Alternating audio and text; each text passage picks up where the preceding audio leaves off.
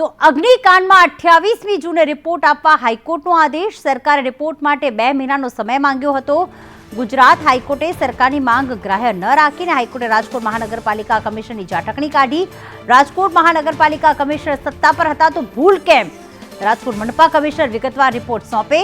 13 જૂને ગુજરાત હાઈકોર્ટમાં સુનાવણી થશે. તમે નિર્દોષની હત્યા કરનારા આરોપી છો.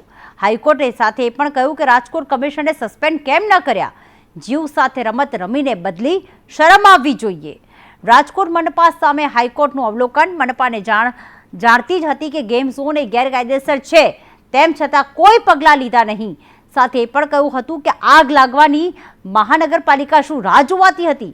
પ્રથમવાર આગ લાગ્યા બાદ મજબૂત પગલાં લીધા જ નહીં. મહાનગરપાલિકાના વકીલની ગુજરાત હાઈકોર્ટમાં રજૂઆત.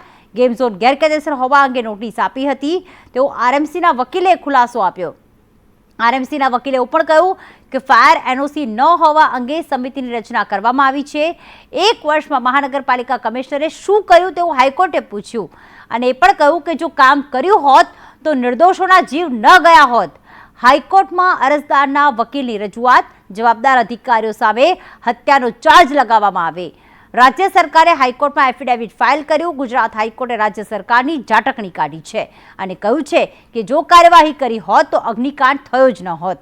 ઘટના બાદ જવાબદાર કર્મચારીને સસ્પેન્ડ કર્યા છે તેવું સરકારે પોતાના રિપોર્ટમાં જણાવ્યું છે. તો સરકારે એ પણ કહ્યું છે કે રાજકોટ મહાનગરપાલિકા કમિશનરની બદલી કરાઈ છે. તો હાઈકોર્ટે સામે એવું કહ્યું છે કે બદલી કરવું એ આટલા મોટા ગુનોની આ શું તમે મજાક કરી રહ્યા છો? હજુ તેમને પોસ્ટિંગ નથી અપાયું તેવું સરકારે કહ્યું. કોર્ટનું સરકારના જવાબ પર અવલોકન અને કહ્યું કે કમિશનરની બદલી એ માત્ર ગિફ્ટ કહેવાય, એક્શન નહીં.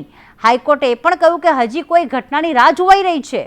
અરજદારના સિનિયર વકીલ અમિત પંચાલની કોર્ટમાં રજૂઆત. સુપ્રીમ કોર્ટ હાઈકોર્ટના હુકમ તંત્ર ભૂલી જાય તે ન ચાલે તેવું અરજદારના વકીલે કહ્યું છે. સાથે જ અરજદારના વકીલે એવું પણ કહ્યું છે કે અમલવારી નથી તો હત્યાનો ચાર્જ લગાવીને પગલાં લો. અનેક ઘટનાઓ છતાં બોધપાઠ તંત્ર લેતું જ નથી.